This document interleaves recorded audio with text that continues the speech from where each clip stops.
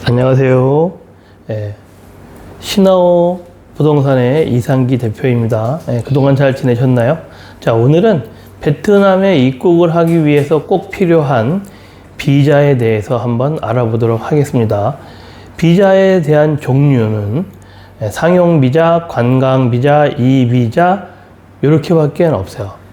베트남 우리가 알고 있는 투자비자, 유학비자 이런 것들이 많이 있는데 그걸 통상적으로 했을 땐 이비자, 상용비자, 그 다음에 이렇게 이제 관광비자 이 정도라고 보시면 가장 좋을 것 같아요. 상용비자 안에서 이제 나눠지는 거겠죠. 투자비자라든가 워크퍼밋이라든가 이런 걸로 나눠지기 때문에 오늘은 그것들에 대해서 한번 알아보도록 할게요. 비자라고 하면 그 외국에 베트남에 입국하기 위한 모든 사람들이 필요한 절차 중에 하나고요. 베트남 정부하고 어떠한 이렇게 협약이 되어 있는 나라들에 대해서는 일부 무비자로 입국할 수 있는 기회를 제공하기도 합니다. 자, 그러면 지금부터 비자의 종류에 대해서 알아보도록 하겠습니다. 비자를 베트남이 대한민국하고 대한민국 정부와 협약에 의해서 2023년 8월 15일 이후로 무비자 45일 입국이 허용이 됩니다. 그 전에는 30일 입국이 가능했고요. 그 다음에 베트남이라는 나라를 떠나서 또 30일 이후에 입국할 수 있었는데 그 중간에 껴있던 입국 불가 날짜도 사라지고 그냥 45일 있다가 또 나갔다가 돌아오면 되는 그러한 현재의 대한민국하고 협약이 체결되어 있다고 보시면 될 것 같아요. 45일씩 주고 있는 그 협약을 주고 있는 나라가 전 세계적으로 많지 않다 이렇게 봐주시면 좋을 것 같고 대표적으로 베트남이 제일 친하게 지내고 싶어하는 중국은 아니네요. 중국 말고 미국 이런 나라들은 반드시 비자가 있어야 단 1분이라도 이 나라 베트남 땅을 밟을 수 있게 되어 있습니다. 자, 그러면 한국에는 그러한 특혜를 주고 그 다음에는 어떠한 특혜를 줬냐?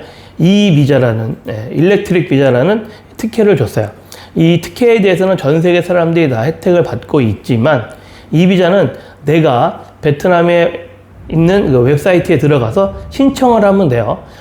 이름, 주소, 여권번호, 사진 이러한 것들을 넣고 금액을 지불하면 비자가 나한테 이메일로 날라옵니다. 그거를 출력을 해가지고 베트남에 들어올 때 쓰시면 되는데 문제는 처음 신청할 때는 아무 문제가 없다 이렇게 신청하시면 되지만 또 바로바로 이렇게 오늘 나갔다가 내일 들어오고 이런 것들은 이제는 안 된다 보시면 될 것 같아요. 그래서 일정한 기간이 지나고 다시 신청하는 건 상관이 없지만 오늘 나갔다가 내일 들어오고 내일 나갔다가 또 이틀 때 들어오고 이런 것들은 현행법상 막혀져 있다.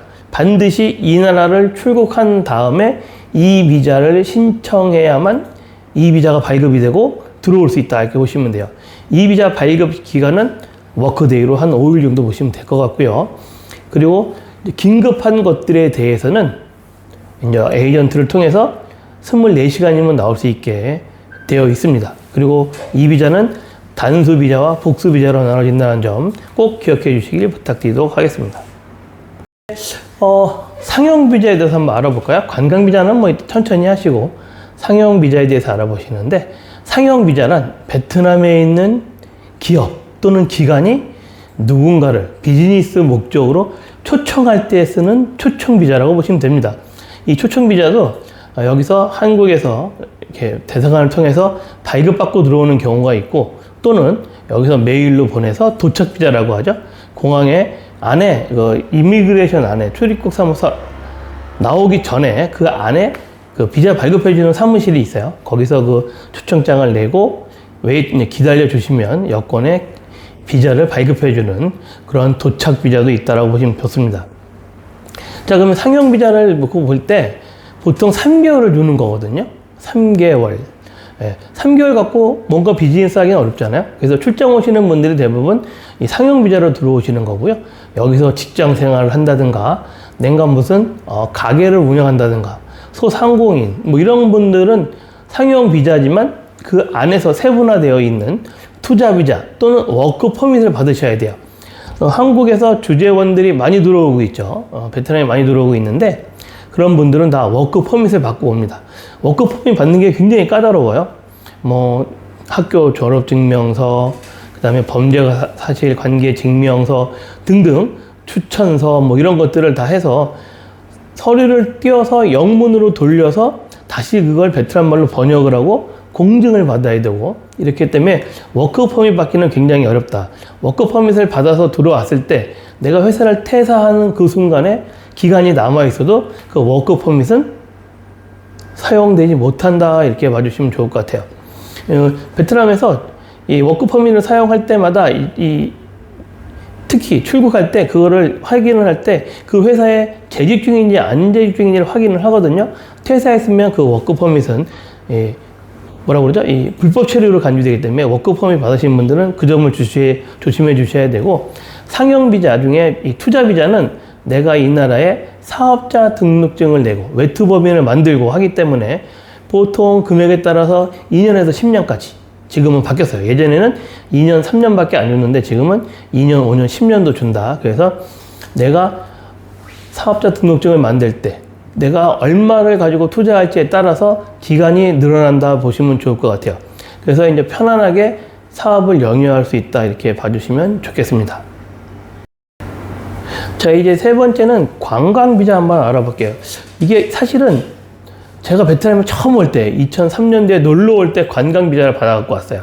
단수 비자죠. 한 번만 들어오고 나가면 기간이 남아 있어도 소용이 없어지는 비자를 받았습니다. 그래서 관광 비자를 사실은 코로나 이전에는 발급을 해주고 비용도 저렴하고 받기도 쉬우니까 관광 비자를 신청을 해서 3개월짜리, 길게는 6개월짜리 이렇게 와서 왔다 갔거든요. 근데 지금은 이런 관광 비자를 받아야 할 필요가 없는 게 무비자로 45일 입국이 가능하죠. 그쵸? 그 다음에 이제 이 비자로 3개월, 90일 입국 가능하고요. 그래서 사실은 관광 비자의 효용성이 지금은 많이 떨어지고 있다 보시면 좋고요.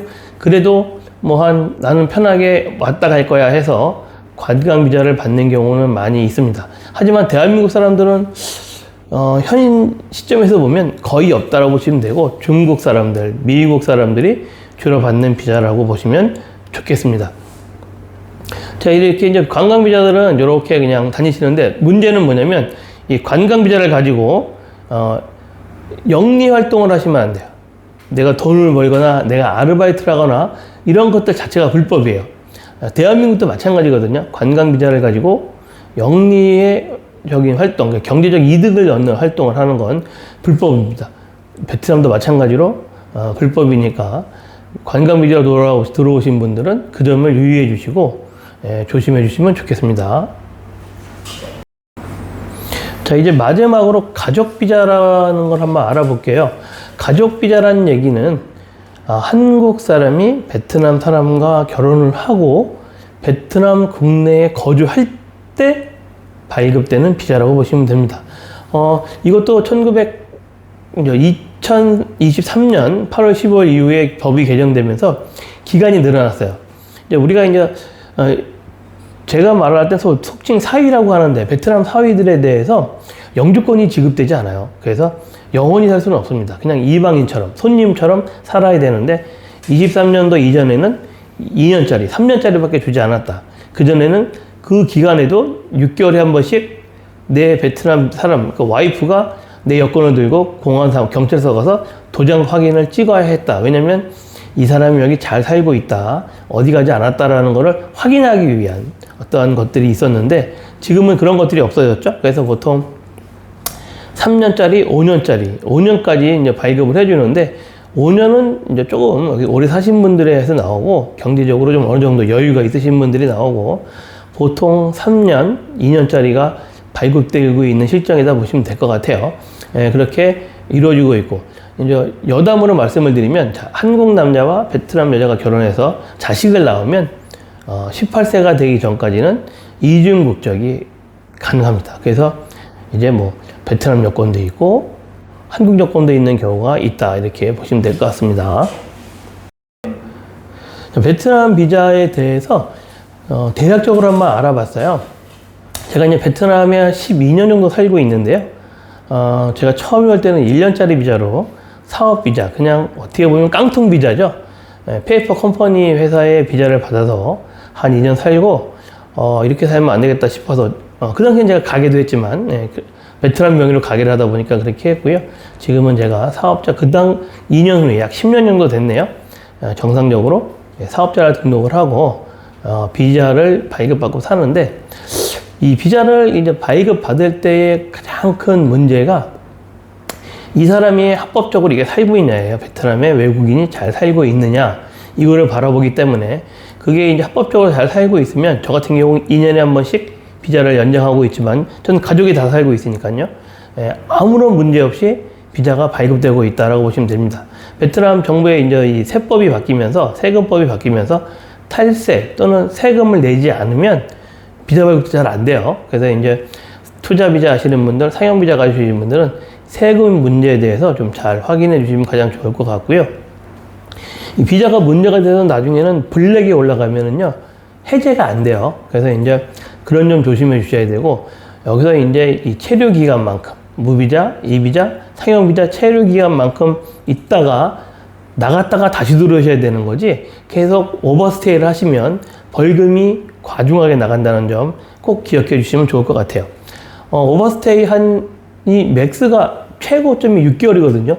6개월 정도 오버스테이에다 걸리면 현행법에는 벌금이 약 3천만 동, 한국 돈으로 한 155만 원 정도 되는데, 이제 또 이게 또 절차가 복잡하고 이 해제하는데 여러 가지 문제들이 생겨요. 그러니까는 그런 점 안 생기도록 비자는 기간만큼, 거주 기간만큼 잘 이용해 주시면 가장 좋을 것 같고요.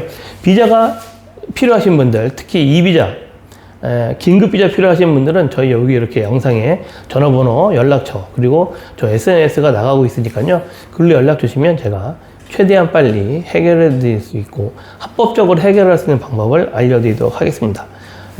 오늘도 항상 행복하시고 즐거운 나날 속에 저희 신호 부동산 좋아요 눌러주시고 구독 꼭 눌러주시고 행복하시길 바라겠습니다.